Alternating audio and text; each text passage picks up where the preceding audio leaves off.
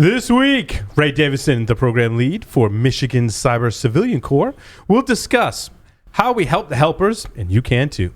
In the security news, big DDoS tracking smartphones, play Doom in your BIOS, Hertz bleed, Apple M1 vulnerability, who will buy NSO, spoof your location data, building system attacks, and a hacker's revenge. All that and more on this episode of Paul's Security Weekly. This is Security Weekly, for security professionals, by security professionals.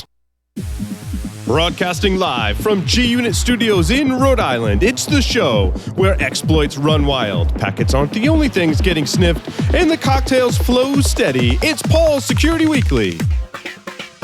Right now, everybody is talking about cryptocurrency, and the cyber criminals are hiding in the conversation. Cyber criminals use social engineering, loaded with urgency and fear, to successfully prey on your company, your employees, and your customers. Spear phishing is just one of 13 types of email threats. Barracuda has identified these 13 types and shows you how you can protect your company, your customers, and your reputation. Find out about the 13 email threat types and Barracuda email protection. Get your free ebook at securityweekly.com/Barracuda. That's securityweekly.com/Barracuda. And welcome to the show. But first, let me introduce you to a man who's going to pay for the 3-hour minimum and only need a minute, man. Mr. Paul Asadorian. Welcome, everyone, to Paul's Security Weekly. It's episode something or other. See what happens? We take 744. 744 for June 15th, 2022. I'm your host, Paul Asadorian, as Larry said, because Larry's right next to me. Welcome, Larry. Howdy. What's going on, too? It's been a hot minute. It's been a hot minute. Yeah. I feel like you haven't been in studio in a while. I haven't, between craziness, and I don't even remember. And yeah, because my wife traveled for a couple weeks. That's right. You were daddy daycare. Yep, daddy daycare. They're your own kids, not really daycare, but Right. Yeah. On daddy duty. Daddy duty. Josh is dealing with a lot of duty. What's up, Josh? Not quite yet. The little one isn't due until July, but just moving the new house is dealing with a lot of crap. Let's put it that way. Yep, certainly is. Mr. Tyler Robinson is here with us. It's exquisite timing, my friend. I mean, July, that means any day now, and you're moving. I don't know if I'd play my cards like that. Yeah. It's been stressful. But you guys are awesome. You get through it. You guys are resilient, I feel like. Very resilient people. And you're going to have your hands full of challenges, but you'll get through it. Yeah, toddler and infant and new house all at the same time. Yay! Yay! That's awesome, dude. Well, good luck with that. Hopefully you can still come on the show, and I'm glad you're here tonight. I'll be there. Amidst all that chaos. Don't miss any of your favorite Security Weekly content. Visit securityweekly.com/subscribe. Subscribe to any of our podcast feeds, all of our podcast feeds, and download new episodes right to your phone each and every single week. You can join our mailing list, our Discord server, follow us on social media, and follow us on our streaming platforms. We stream simultaneously to both Twitch and YouTube for select shows. Alrighty. I did not get to my cough button in time. I apologize. Damn you. Oh, wait, and there's the introduction to the show. Hey, how about that? Cough button. I'd forgotten about it completely. I've forgotten about it completely. Do you think we've been doing this for a few years? Joining us today, Mr. Ray Davidson. He's the program lead for Michigan Cyber Civilian Corps. Ray served as the dean at the SANS Technology Institute during its founding and now leads the Michigan Cyber Civilian Corps. They are the first completely civilian state-sponsored team of incident responders in the country. Ray continues to serve as a mentor, subject matter expert, and technical reviewer for the SANS Institute and for anyone else who listen. Ray, welcome to the show. Thanks, Paul. Good to see you again. It has been quite a while. I was actually looking through old correspondence. It has been, I think, I found some things from 2008. Yeah, and you mentioned 2007, so it's been a very long time. And I do have the old school wearing this just for today. Ray and I were like trapped at conferences together. I wouldn't say trapped, but we were like, "Hey, you're here, I'm here." I'm like, "Dude, let's hang out." and I'll never forget the time we were in New Orleans. Had to be 2007, and I was like, dude, we need to get a muffaletta. I'm like, I've been in New Orleans before. But I feel like I haven't had a muffaletta. And we went to this little hole-in-the-wall shop that they said made the best muffalettas. And it was the best, not only the best muffaletta, I think it was the best sandwich I've ever had in my life. Was it the Central Grocery? I don't remember. Do you remember the name of the place? Right, I have no idea. I was a muffaletta virgin before that particular escapade. And so I have no way to judge whether it was, in fact, the best muffaletta. But I yield to your. You popped your muffaletta olive, judgment, so to speak. Oh God! Wow. You didn't know the show was going there, Josh, did you? But bum. No, I didn't know the show was going there. But should I be surprised by this show? Never. I mean, it's always a good show when we talk about sandwiches with chopped olives. That's what I'm saying. And popping various pieces of fruit. Yeah, of course. I mean, that totally makes sense. Is an olive a fruit or a vegetable or? I think it's a fruit, actually. Is it a fruit, really? Yeah. I don't think don't you have somebody that you can, a producer or something that's going off to look this up and is going to whisper in your ear? I mean, because it's a high-class operation now. Conceivably. We'll see. We'll see. Did you come on the show in 2008, like back in the day? I think you did an appearance. I came on the show when I was, because I used to work at Pfizer, and I assisted them with their downsizing activities. And for a while, I was a consultant, and that meant I had to fly back to. I flew into Providence, so there was one time, I came over, and Jay Beal was the other guest, and he was talkative. Oh wait, so you were at my house at the pool table then? Yes, it was prior to the 55-gallon drum. Yes, but I remember I love how that's the landmark. It's actually a measurement of time, Josh. Right. Actually, and just goes to prove that Americans prehistoric, right? In BC. And also pre or post gallon of lube. Yes. And it just goes to show that Americans will use anything as a unit of measurement as opposed to the metric system. Right. That was actually funny. that was awesome. So because gallons are not metric, so meta. Yeah. Ray, we're off to a stellar start. I don't even know where to go from here. I can't. So we're back in 2007. When things were different, you guys were still using the trucker logo back then. Yep. So yeah, things have changed. And I remember I gave a small donation to Paul.com, and you indicated it was going to be used for beer for episode 119, I think. So that shows how far back it was. That was a long time ago. You've been a fan for a long time. And a supporter for a long time. Well, I haven't made a donation every year, just that one because time. You have commercial sponsors now. Yeah, I mean it was. We bought a couple of beers. It's fine. Okay, so Ray, you were working at Pfizer and you were working at Sands, and I met you again when you were at Security in Mach 37 in 2014. Remember? Yeah. Yes, of course. Well, no. We actually met before then at... We met, but I'm saying I saw you again. Nauticon. Yeah. Yes, right. Oh, God, Nauticon. Yeah, that's right. Oh, my God. And so you've been all over the place. I mean, you started, you worked with JP on a startup on security when it was barely anything. That was 2014-ish, I think. When were you at Sands?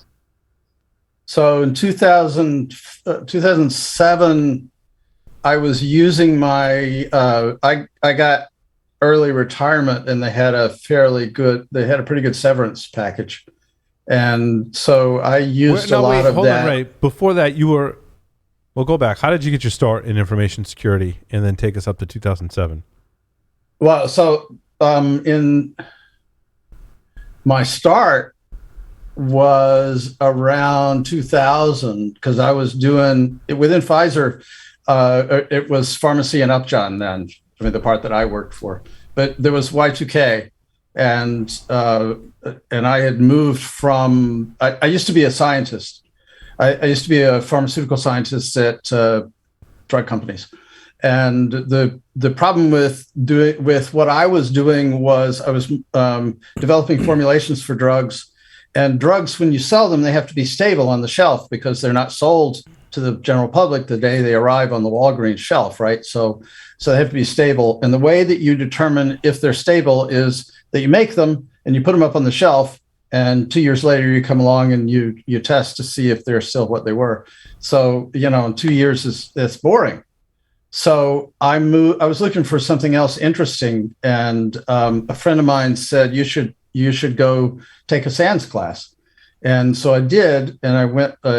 Got the company to send me to San Francisco because it was a change in the company and nobody knew what was going on. So I just kind of blew it past them, and I took a computer security class, and it was about 1999 in San Francisco, and it was before wireless.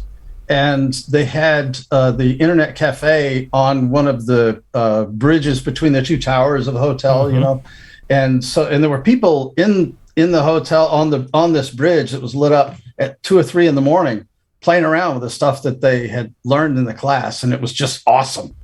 And so that was my addiction. And then I went back to work and had to figure out how to get into security, and that took a little while. But they eventually let me manage a project at Pfizer. They had determined that they needed to get control of the environment, and one of the large consulting companies had told them that too many people had administrative privileges, and so they were doing things they shouldn't. And if they would take administrative privileges away from, I think it was 40% of users, it might have been 60%, then everything would be okay. And so they were going to take away admin privileges from 60% of users, and also roll out this remote help tool. And they started doing that project. And I mean, I hope that you and all the listeners can imagine why this is not going to work. You don't take administrative privileges away from 40% of a population, because even though most meetings are not random distributions of your population, you're going to have meetings all the time where you have more than one person in the meeting that has administrative privileges. And people are going to look up, oh, what do you got? How come I can't have that? And nobody's going to tell them no.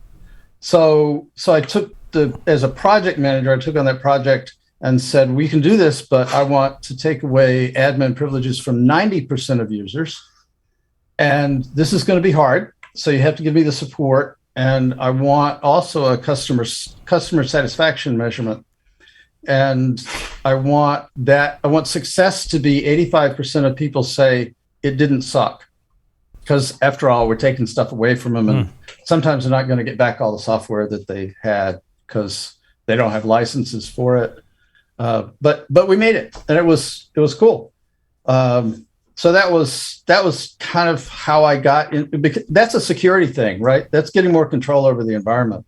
And once I started doing that, they kept sending me to. They would send me to classes. They sent me to CISSP training just before I got laid off. And then I had my retraining allowance. And I did, Paul, when I was looking at emails, we were both facilitating. We were doing work study at SANS.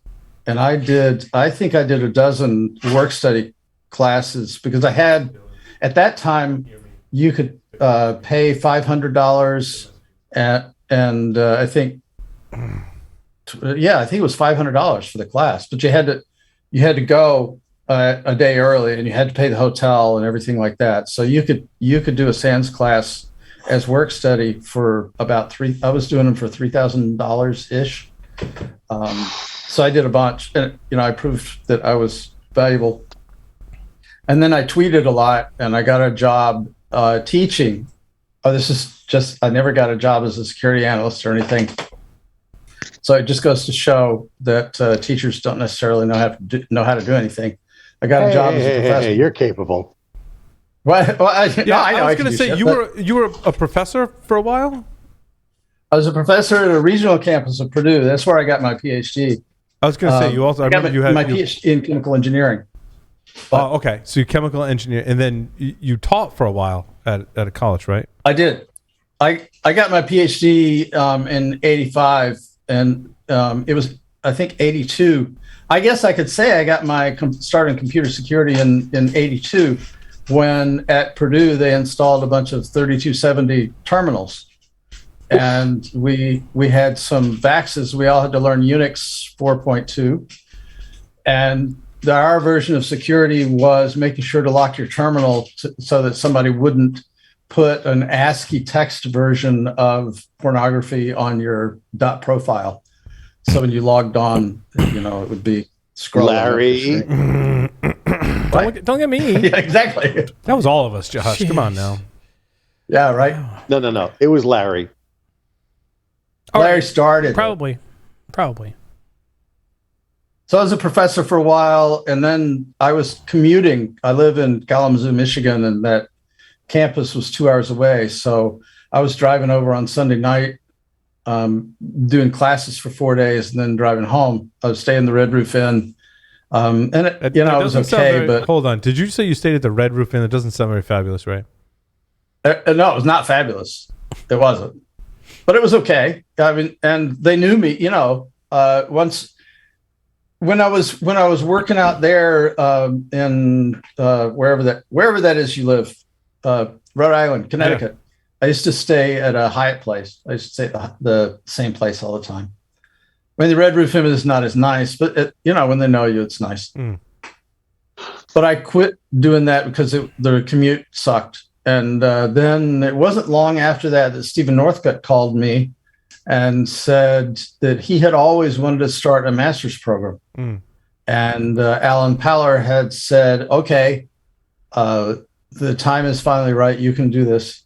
And Stephen needed people with PhDs. I was going to say, he needed someone with a PhD, didn't he? Right.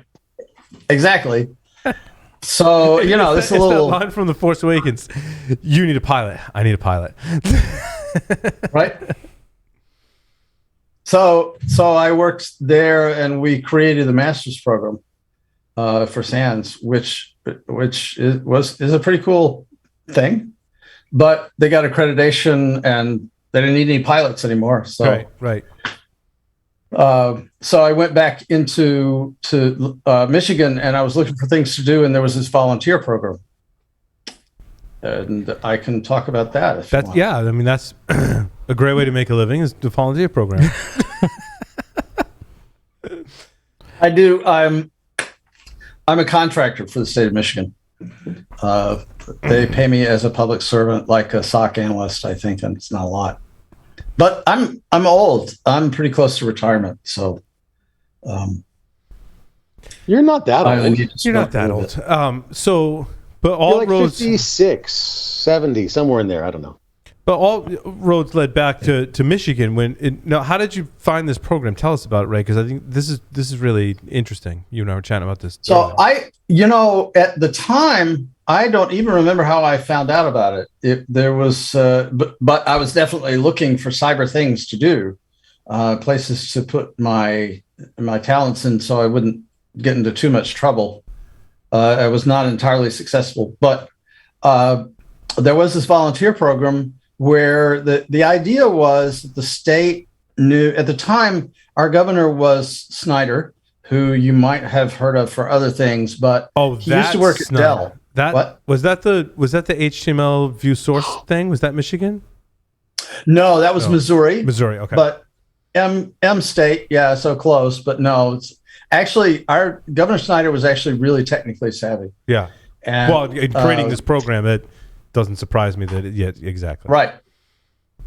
There's also an organization in Michigan called Merit, which was one of the early providers of networking service in the United States back in the DARPA days. Merit is to Michigan what Ocean is to Rhode Island. Bingo. Right. So there are parallel organizations in other states around the country. So they had Snyder also had a pretty savvy CTO, and we had this organization that was trying to spin up other business. They'd hired a guy from the National Defense University to spin up a cyber range, and they thought that this coalition of old white guys, but it was a good idea nevertheless. that we have this talent within Michigan, and there are scary things out there. And this was when the first indication I had about discussions of this was 2011. And I didn't know nowadays we're all talking about the cybers. So Snyder, Governor Snyder, started this initiative in 2011 to create this like incident response task force, or started other cybersecurity initiatives. This one. Okay. But it wasn't started. It was the first discussions, sure. Because, it takes a while. And the first actual mention of it that I could find recorded anywhere was there's a YouTube video from 2013 where he talks about that we're going to have this group of people. But if you think about the threat around that time, we see ransomware. There's a Colonial Pipeline. I don't know how it is there in Rhode Island, but we have 2 community colleges that have been ransomware around here. So there's a lot of awareness about cyber now, but 8 years ago, there was not that common awareness. And the most present thing in people's mind, I think, was when the Department of Energy blew up an electrical transformer out in Idaho. The Aurora project. You can find the Wired article. I mean, some of you remember that, I hope. But it really focused the public attention on big, hairy, scary attacks. And so when the governor had the idea to create this force to supplement the forces that we already had, the idea was that it would be used in the most extreme situations. So those of us that were volunteers at the time were looking at this and thinking, okay, how do we train for this? How do we prepare? Because we want to respond well in the moment of crisis. And it was hard for us to figure out how we would train for that. And in particular, when the state's disruption plan called for the governor to get involved at the highest level, like when life and limb are at stake.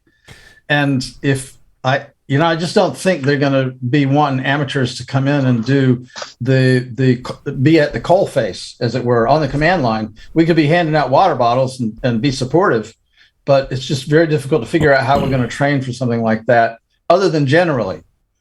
And the original idea was that they were going to provide training through merit, but merit didn't have we already had members that knew more than that. And luckily, we got a member. Compliment ever. What? We already had members that knew more than them, so we really didn't need them. But it was really nice of them to offer.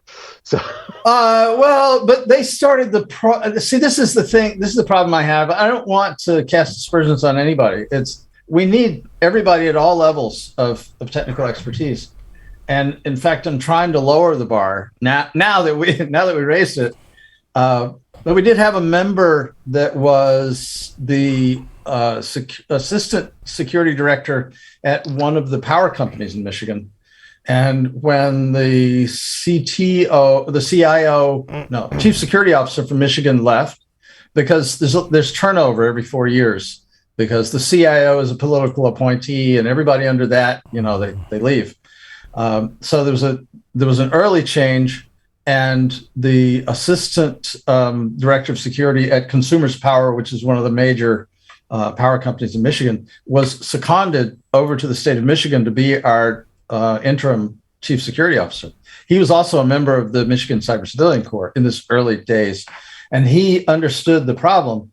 So he found money, and we had a SANS course offered to the Corps that year. It was Security 504.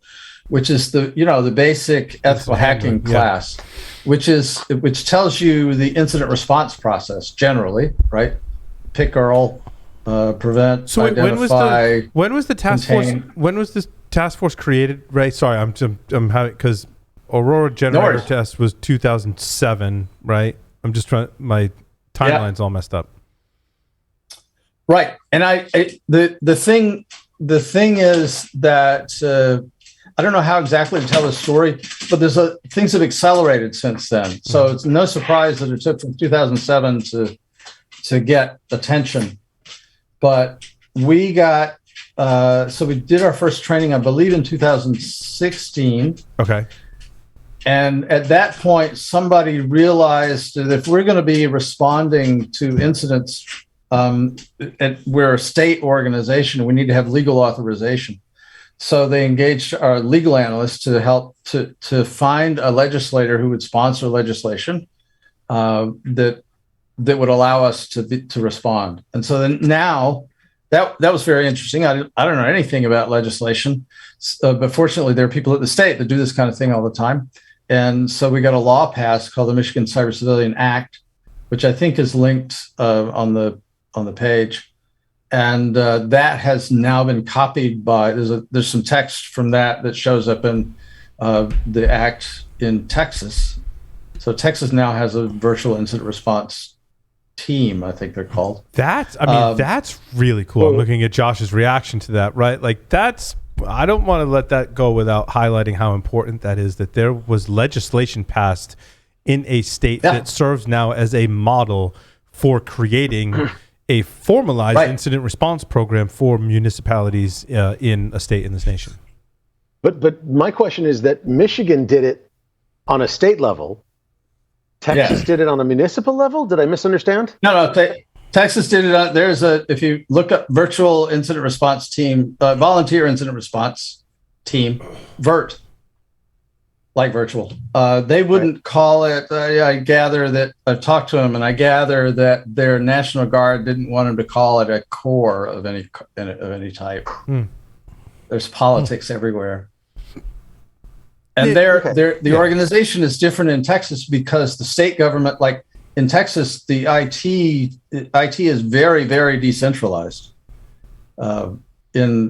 In Michigan, we have more centralization than in Texas. I can't speak to every state, but the states all have different combinations of National Guard. We have a very, progressive law enforcement. Our Cyber Command group, they do forensics, and they don't overplay the legal stuff. They're about helping people in the cybers, and so they are part of the Michigan State Police. But they're cool, man. I love partnering with them. But this is where it all kind of comes together for me. I think it makes for a good talking point, right? In I don't want to say most states, right? But when Ray and I were comparing notes, right? We'll talk about Michigan and Rhode Island, where we're from. So I'll use Rhode Island as an example. We have the state police has a cyber crimes division that's actually really, really good. Doug White was one of the people who was instrumental in helping them get set up over the years. We have in our state, it's called Ocean. As many of you have listened to the show in the past, right? I know that I used to work for Ocean. Larry and I worked for OSHEAN, the Open State Ocean State Higher Education and Academia Network, right? Where nonprofits in Rhode Island primarily can get internet access, right, by bandwidth, but then there's additional services that come along to that. Larry and I were very much involved with a lot of that stuff from the beginning and know the players here in Rhode Island, obviously Rhode Island being very small. Right, so second thing, right? Third thing is every state has a National Guard. National Guard plays some role in doing exercises and maybe some other cybersecurity related activities. The other thing that it deserves some mention as well to loop into this equation is every state now has a CISA representative that's the liaison between really any critical infrastructure and I think even business that happens in the state and resources that are available in the federal government, specifically from CISA, right? Am I missing anything, Ray, in terms of like where the tentacles kind of go? And then in Michigan, right, you've created this organization that I think has an opportunity to work very closely with all of those other organizations that I mentioned to provide incident response to municipalities. Capture all that. I think you're on mute. I'm muted. Yeah. We also have a pretty good connection with the FBI. Sure. Yep. Our regional CISA rep for Region 5, we're in Region 5. Mm-hmm. The regional rep came from the Michigan State Police. She used to be an analyst in their department. And also the Michigan Cyber Command, which is part of the state police, has a guy also tasked to the Detroit field office of the FBI. Right. So Yeah, our we have- CISA representative, I believe, was National Guard in Rhode Island. They tend to be from military and police service. Right. Yeah. So now we've got all that out there, right? Because that's a lot to digest. But I think there's a huge opportunity as we talk about attacks against critical infrastructure on a state level, which maybe isn't necessarily the state, right? But the state, obviously residents of the state need water and power and other critical services. They need other services to be able, like a DMV and all of those other services, which aren't really critical infrastructure, but could be critical to state operations. Those come under attack. And we've talked for years on the show just how understaffed, under budget, and vulnerable all of these cities and towns and municipalities are within the state. Why can't we do something to help them? The conglomeration of all of these services, right, I think is the best example, I believe is the best example that I've seen of starting to formalize these programs at a state level to help protect it's essentially protecting our infrastructure at this point. Yeah. We have, when one of my new experiences as part of this was being at the Capitol during one of the committee hearings for our bill. And, it was interesting. The people asking questions didn't really know a lot of stuff, but they were interested and they listened. The one potentially negative comment we had was from a service provider in the state that said, hey, I provide incident response services. So aren't you competing with me? And so our response was a couple of things. One, if somebody gets whacked and they're like a commercial business and security should be part of their business cost of business, I'm sorry, but that's the cost of doing business, and that's not who we're set up to help. We could make an exception for like hamburgers and gas and stuff like that, but generally speaking, we're really set up to help local governments and school districts, and we could do local health clinics, but the major medical providers have really good security. So we're not going to compete with commercial. And then we are helping out the people that the only way a local government can increase their security budget is raise taxes, right? Or get a grant from federal or state. And there are some cybersecurity grants coming down from DHS now. Okay, so you're not there to help people below the cyber poverty line. Okay. Thank you, Wendy. Now they're yet again. No, I think if you're a municipality and you're below the cyber poverty line, Josh. Sorry, I was talking about individuals or commercial businesses. Commercial businesses, correct? Right. You're not there to help commercial businesses, even if they're below the cyber poverty line. You're there to help a local government, some state, some local, some city, town, whatever, that may be and probably are below the cyber poverty line. But that's a great point, Josh. I want to stop right there because I think that this is a really important point, that some infrastructure services like water, maybe sewage, right? That's exactly where I was going. Grocery stores, right? But they're not. They are. Utilities are in our scope. Okay, but utilities, because we've unpacked this after the water plant. So that's the water plant is a for-profit business, or a business that isn't a municipality but is responsible for some critical infrastructure. Josh, great point. How do we help these people or not? Right, I guess is the question. Right. So we have to. So the legislation that we have is really good. Because I can't believe I'm saying this, but kudos to the legislators. Approve of the government. Yes. Yeah. Right. I work for the government, so yeah. But and also, so here's the thing that happened. Pro tip: if you ever work in the government, for a little while we had as the CISO a guy named Chris DeRusha, who is now the CIO, the federal CIO. Like in the White House. Yep. He was in the Obama administration. He was in Michigan for a while. Now he's there again. So he came with a whole lot of expertise. and a particular set of concerns. And now I forgot where I was going with this. Shit. We were talking about me. the utilities, and we were talking about the yes. critical infrastructure. Right. So we have to be flexible.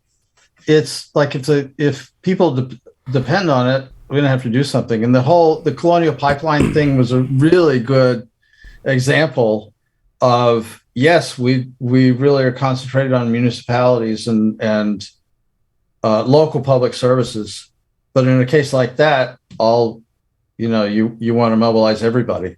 And that kind of event was the reason that the Michigan Cyber Civilian Corps was initially formed, was that huge kind of thing. So I expect there would. I was talking about our legislation. Here's the pro tip: legislators want to legislate, and one of the things that Chris knew was that legislators want to legislate, and we had run into some problems with the initial legislation because it required a federal background check, and federal background FBI background check will pick up things from youthful offenders, and it will screen out people that all of us on the call know that should not be screened out for helping our fellow persons. I mean, everybody many people make mistakes when they're young, and some of us were young before YouTube, and so we should give each other a break. Yeah, right. But now that does pick up people that have youthful offender stuff. So we had some cases where people had the technical expertise and got dinged for that. And when the legislators came around and said, "Hey, we need to do something. What do you want us to do?" Chris had a list of things in his back pocket, and he asked him to create an advisor position. So my motto is, whenever we have to restrict access, I want to create an on-ramp. So we had to restrict access because some of the people, and those were original members too. It was really embarrassing. But when we had to restrict access, we managed to create an on-ramp. Again, it took a while. They started negotiating the original bill in 2017. It went into effect in 2018. They revised it in 2019, and that went into effect in 2020. So now we have advisors. But the bill is written. The bill basically says that the Michigan Cyber Civilian Corps needs to have an advisory board that sets policies, and the advisory board needs to have a representative from the state police, the Department of Military and Veterans Affairs, which is the National Guard for us, right. The department that I work for, which is Technology Management and Budget, and there's a Michigan. It used to be Economic Development, because the Michigan Cyber Civilian Corps, remember, provides a networking opportunity for information security professionals to get together. So it's a workforce development thing. And I heard the story of a member just a couple of weeks ago. I have one-on-ones with them, so I know who they are. There was a guy who had... Sorry, Ray, hold on. Members are... Sorry. Yeah. Yeah. Who are members in? Good question. Yeah. How do you become a member? In order to become a member of the MIC3, like everybody listening to this, you can go to MI Cyber Corps. That's MICYBERCORPS, not CORPSE. That's a dead body. That's a the Michigan Cyber Corps. Right. Yeah. There are lots of cyber corpses out there. No, and please be nice. Don't hack our website, okay? I mean, it would not go well for you, but just be nice. Just saying, it's lame. Some of the stuff. Do not challenge people, Ray. Do not challenge people. Anyway, I'm asking. And nicely, that was well done. Yeah, I mean, there are other more fin. Go hack Russia, It is what it is. If you go there, the top picture is a stock photo, but the other two are real. So how do you become a member? You take some tests. Basically, you go to the bottom of that website. It says you can apply here. First thing you do, you have to do now is get a state ID. The state of Michigan has a comprehensive ID program, and I don't know anything about it, and I'm not going to answer any questions about it. But every person in Michigan can have an ID on this system. Once you get that, you use it to submit identification information like name, address, phone number, your employer. I forget what all we asked for. And you have to attest that you have 1 to 2 years of incident response or forensics experience. You have to have a basic. Wait, so the member you're talking about is someone who will provide incident response services to organizations within your state, correct?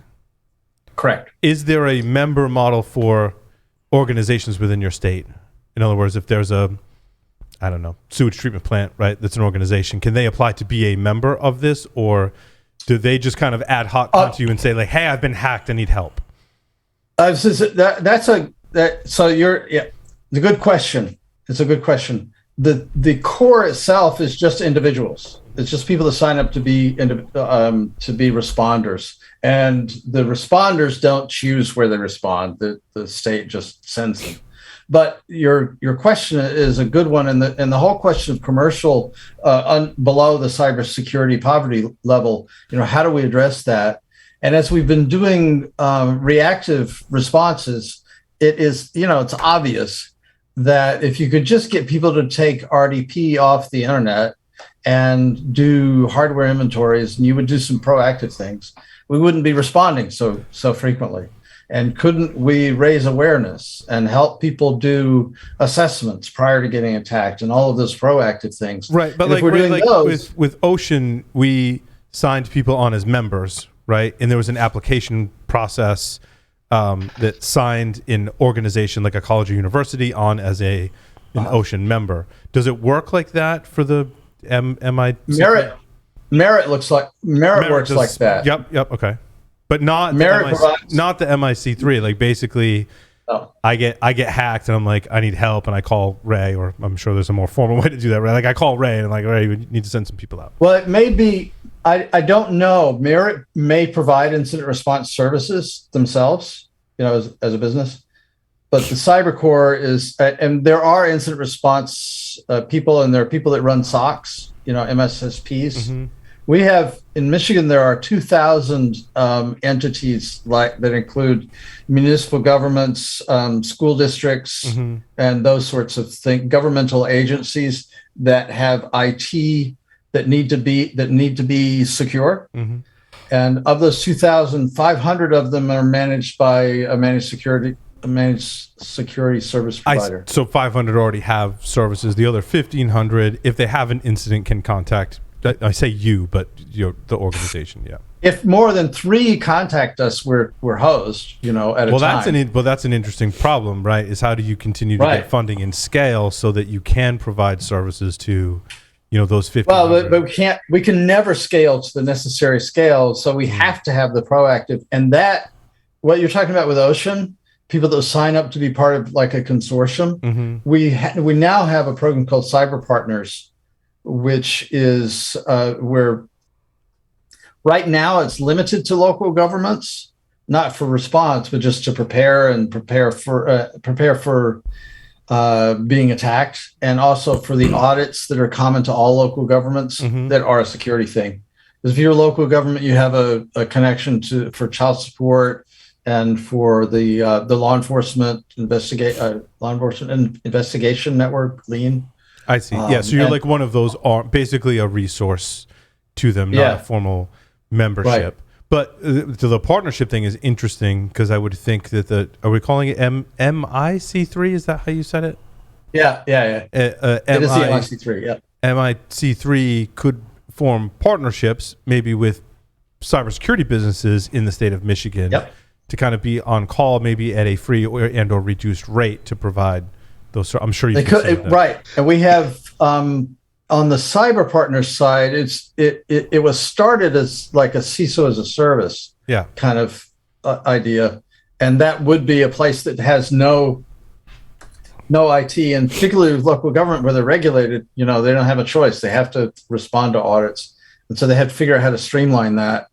And so with our Cyber Partners program, we've crosswalked some of the audits and engaged some vendors that local governments can sign up with to help them do some preparatory work. So it's not we don't yet have like a mutual aid arrangement. They do in Texas, I believe, or some of the educational institutions do.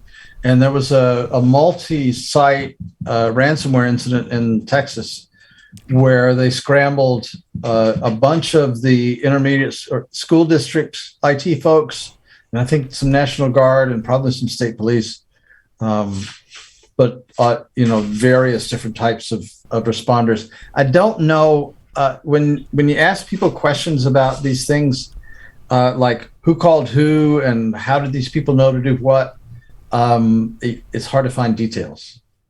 So I'm looking forward to this podcast getting out and people going, hey, I heard about something like that. We should talk, because now is the time for all good people to come to the cyber aid of their cyber country. Well, and the reason I'm talking about this now is that a week from today, actually, I will be in Columbus, Ohio, at the Cybersecurity Symposium meeting of the National Governors Association. And the National Governors Association has been aware of these efforts for some years, and they've showcased Michigan before. But this year, there's a plenary session early on the first day to get everybody's attention, where they're going to have Michigan, Wisconsin, and Ohio to talk about their programs. And I expect that what's going to happen is that the executives who attend this meeting, who are like governors and CISOs, are going to do what executives do when they come back from a meeting. They're going to show the back cover of the magazine that was in the pocket in front of them, or the program for the conference they just went into, and say, hey, we need to buy one of these. So they're going to go back to their state, and somebody's going to be looking for volunteers. And I would like for volunteers to be, looking for these kind of opportunities. So I don't know, they don't exist. Like I'm aware of, I think there are 12 states that have had some kind of effort to do anything. So, but we are by far the farthest along. Wisconsin has a really good program, and I'm envious of some of the things that they're doing. So I'm going to learn some things from them. It's probably the first time anybody's ever been envious of Wisconsin. So what? Go ahead, Tyler. I was just asking, is that strictly defensive volunteer work? Do they have anything spun up for, on-demand offensive capabilities for, resiliency plans or backup plans, or even additional needed skill sets? Like, what is the caliber of people you're looking for from the volunteer standpoint? We're looking for. We'll take any. Well, let me say, in Michigan. Careful what you say there. We would like to take. I mean, like I said, if I have to restrict access, I want to create an on-ramp, because I really do think one of the things we do with the Cyber Civilian Corps, like I said, we have provided networking opportunity, but one of the things that networking opportunity does is puts people in contact with other opportunities for service. Like, we have people that do Cyber Patriot. We have some people that are adjunct professors, or, we do interviews. Somebody will say, hey, I have a high school that needs somebody to talk.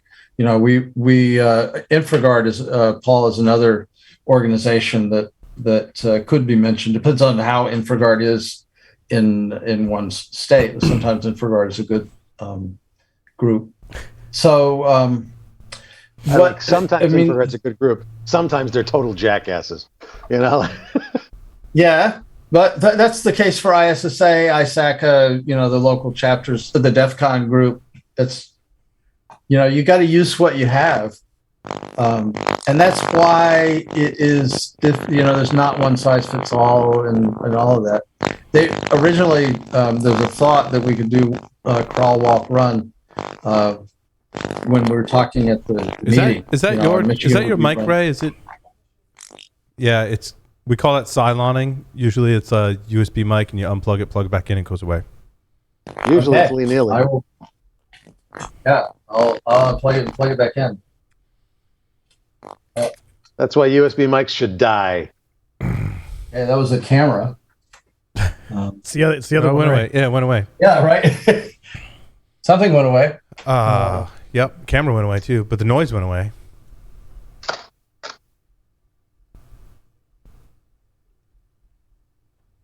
The offensive aspect is interesting, Tyler. I'm not surprised you bring that up, right? I mean, that's the next logical progression, right? But it would be a nice supplement to what CISA is doing, because their waiting list, as it were, for vulnerability work is pretty long. Even though CISA has gotten a tremendous amount of funding to increase that, they still have to staff it up. Yeah, so their team and offensive capability is definitely expanding, and their purview is definitely expanding. That just is a problem because there's not enough people willing to take the salary cut usually in the offensive space to go over there, and they've actually fixed a lot of that or doing a better job. But that also tends to lend itself to, they're way out as far as a calendar goes. So where is their volunteer work you can get involved in, but maybe you don't want to quit your full-time job. But I think it's still actions you can do. It still leaves a gap, though, in everything that we've talked about, right? If you have the assessment component, right, and the offensive component, now you've got the incident response component in MIC3, but also some of the other things that we talked about. But where we're missing the rubber meets the road. Like, if I'm a municipality, I'm a school district, right? I can have someone tell me what all my vulnerabilities are.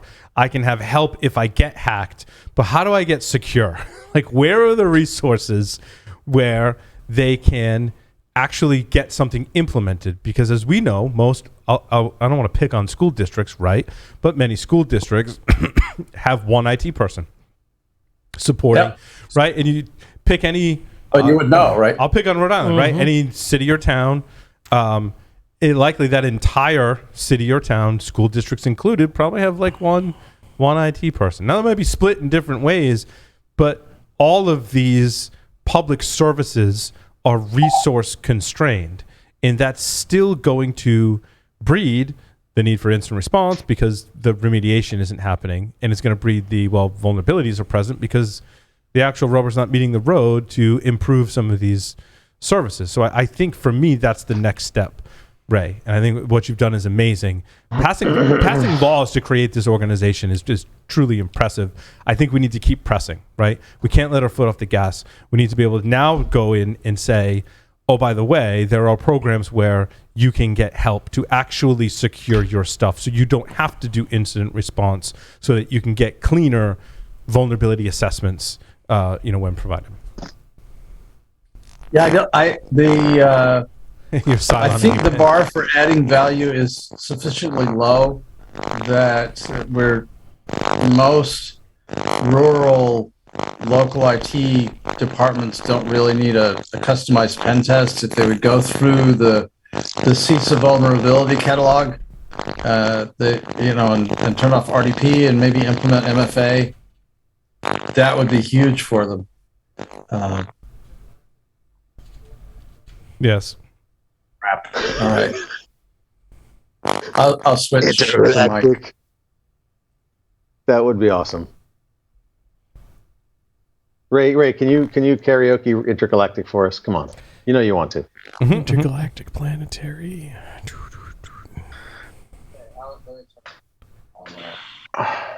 So I know we're running close to the end here, but I mean, Ray, I've got a really quick question. You said that there's a lot of states actually doing this now. There's a lot of states moving towards this. Some of them are ahead of you. Most of them are behind you because you guys were really, really far along. It's really cool, by the way. Very, very cool stuff. Is there any central location that people can find what their state is doing to help? Can you hear me all right now? I hope. Yes. Yes. Okay, awesome. There will be a paper coming out. This is Wednesday. It's embargoed. I believe it's coming out tomorrow to go with the National Governors Association presentation. And I can make that available if there's a place that somebody wants to post it, or you can write to me. People can write to me at MI Cybercore with no E, MICYBERCORPS at michigan.gov, or you can get me directly at Davidson R5, michigan.gov, and I'm on Twitter and stuff. So okay, yeah, please send us the paper. We'll post it in the Discord, and we'll get it out to people. But that paper will direct people as to where to go for their state. I don't know if there'll be contact information for every state. Like I hope we're going to get to that point. Right now, we're just the policy analyst that we have at NGA just came on a couple months ago, and she's been working to get ready for this talk. So she's got a lot of information about the three states. And she's got a map. I've seen the draft of the paper, and it's got dots on more states. And I think there is some information about it, but like not every state has a website or anything like that. But it's going to change. So that's why I'm talking to people now to activate your reticular activation system. So if you are interested in volunteering to help the government, and be part of, this is a larger community. It's not just that there's a need to help the government, but I think as we come out of the pandemic, I was talking to Paul before this, we've all seen that help is not coming from above, right? Nobody's going to fast rope in to save us. And so we have to help our neighbors. And this is part of an effort to seed basic information out in the community. So we can raise the level of awareness at all of the intermediate school districts, because we see communication goes down during an attack. So people it's making the world a better place, man. I'm a bleeding heart liberal. What can I say? No, you're doing great stuff, Ray. Yeah. It's awesome, man. Ray, you definitely haven't answered 5 questions. I don't think we had 5 questions the last time you were on the show. Okay, so what are the 5 questions? 3 words to describe yourself. 3 words to describe myself. I think I have this on my, I think it's on my Tinder profile. Hacker, dancer, and bridge builder, I think. If you were a serial killer, what would be your weapon of choice? Please don't say Tinder. No. No, I would. Something equivalent to baffling with bullshit. If you wrote a book about yourself, what would the title be? Don't open that cover. What is your favorite hacker movie? It's the Die Hard one. It's 2, right? Live Free or Die Hard. Yeah. That. Ray, choose 2 celebrities to be your parents. Alive, dead, fictional, or otherwise. 2 celebrities. Well, I guess we've ruled a few out recently. What was Amber Heard in the running, or? No. Amber Heard and R. Kelly, right? I mean, for a number 1 and number 2. Number 1 and number 2, right? Yes. Not in that order. It's actually yeah. That really was a red chair moment. 2 people. Let's just. I really like Jimmy Carter. Really is my hero. Because he's not a crook. But I guess I would take Rosalind. You can't separate them. All right. Ray, thank you so much for appearing on Paul Security Weekly. Thanks for having me. With that, we'll take a short break. Come back with the security news. Stay tuned.